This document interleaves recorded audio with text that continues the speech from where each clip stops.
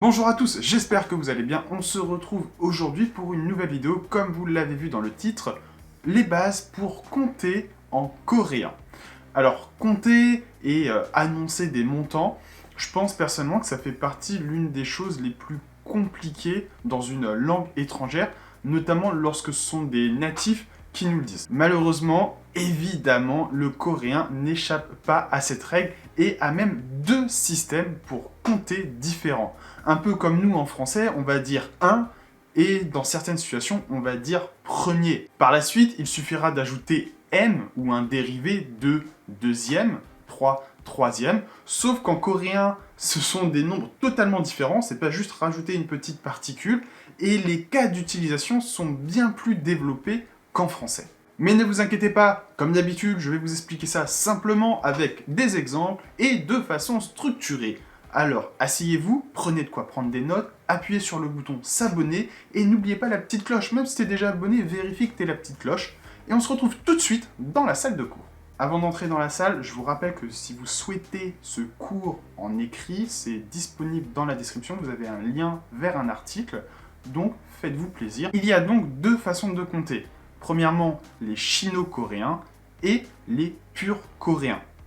Les chino-coréens sont dérivés du chinois et les purs coréens sont propres au Hangul. Je reviendrai plus tard sur les différents cas d'utilisation chino-coréen ou pur coréen, mais un conseil que je peux vous dire dès maintenant, si quand vous comptez la chose à laquelle se rattache ce comptage est un mot chinois, alors vous utiliserez des nombres chino-coréens. Si ce mot est coréen, alors vous utiliserez des nombres purs coréens. Commençons tout de suite avec les nombres chino-coréens.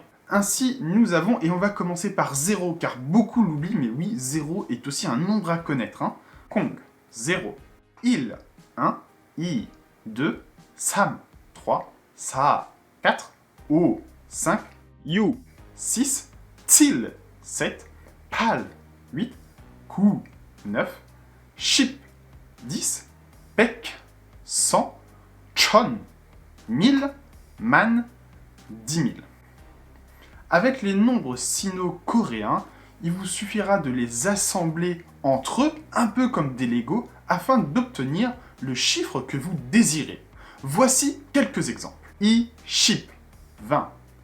Sam ship sa, 34. Pek ko ship, 190. Yopek sa ship, 640. Tilpek o shipo, 755. Chon-i pek sa-ship, 1240. Sa-chon-ku-pek sa-ship-o, 4945. Man-il pek, 10100.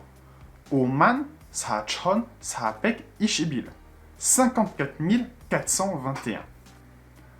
On va analyser juste ce dernier pour que vous compreniez bien la structure.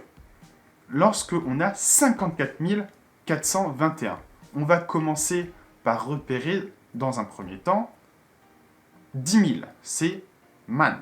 Ici, on en a 5, on a 50 000, donc o man. Ensuite, on va avoir 4 000, sa chon. Très bien, donc o man sa chon, 54 000. Et on applique la même logique pour ce qui suit, et 421. Donc 400 sa pek, 20 i ship et 1 il. Ainsi, oman sa chon sa pek i shibil, 54 421. Si vous souhaitez dire 100 000, c'est une logique similaire qui s'applique. Cependant, pour tout ce qui est 100 000, 1 million et des chiffres un peu plus élevés, il y aura un second cours dédié à cela.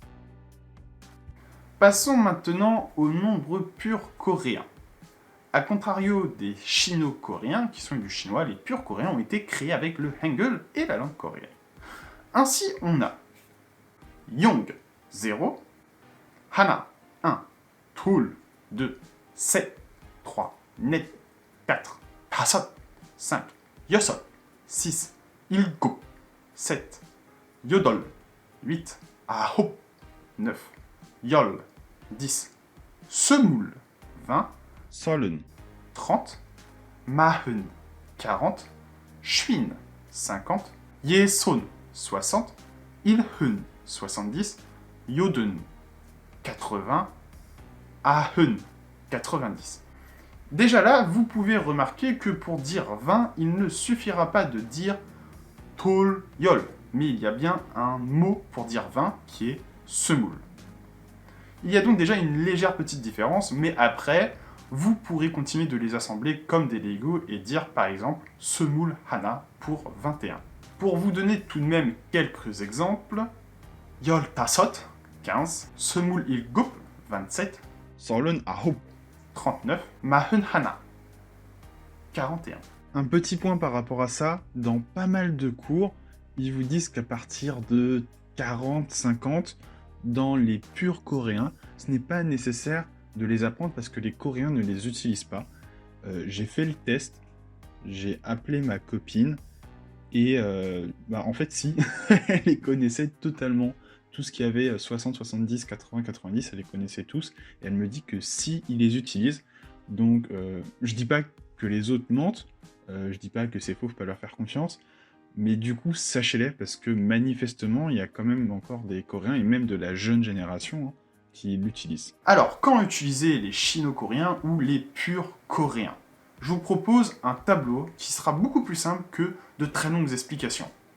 Ainsi donc, pour compter de l'argent, faire des mesures, donner un numéro de téléphone, quand on parle ou compte le temps sauf pour les heures, pour les mois et pour compter les années ou les mois, dans certains cas, on utilisera du chino-coréen, tandis que quand on parle ou on compte les heures, quand on compte les années ou les mois, dans certains cas, ou quand on utilise un compteur ou classificateur, on utilisera du pur coréen.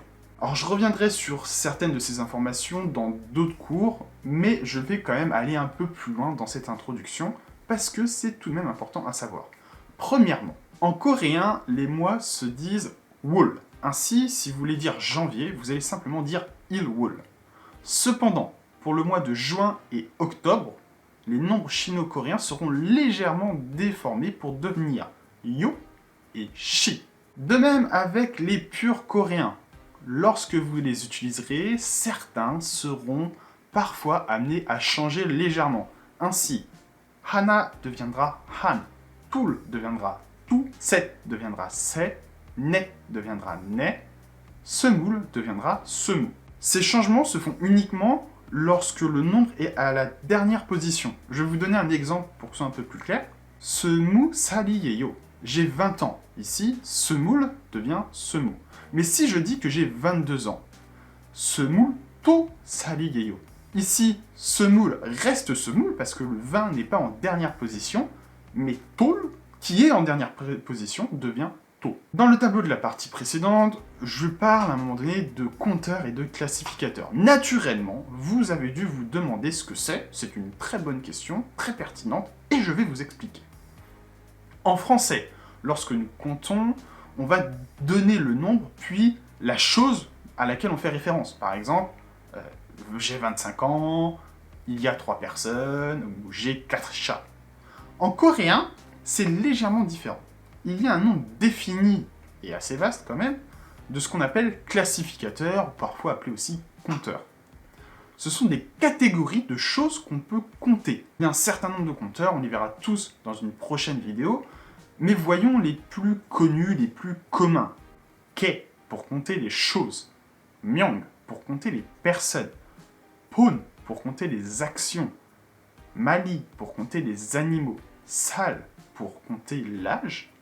Ponze, pour compter un ordre ou un classement, donc pour dire premier, second. Voici donc quelques exemples. 오늘 저는 4번 화장실에 갔어요. Aujourd'hui, je suis allé 4 fois aux toilettes.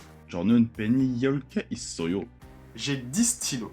저는 고양이 3마리가 있어요. J'ai 3 chats. 저는 25살이에요. J'ai 25 ans. 내일 한 명 올 거예요.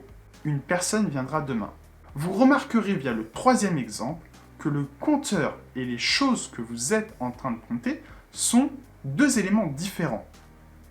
On pourrait juste dire 저는 3마리가 있어요, mais le sens deviendrait j'ai 3 animaux.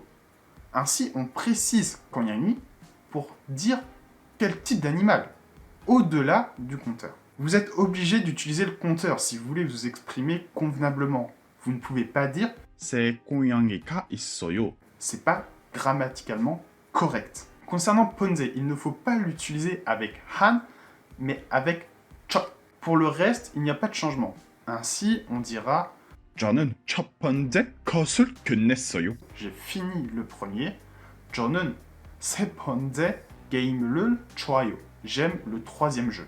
J'espère que cette vidéo vous a plu. Allez, un petit exercice. Utilisez les exemples donnés dans cette vidéo et en commentaire, donnez-moi votre âge et dites-moi si vous avez des animaux, combien vous en avez et quel type d'animaux.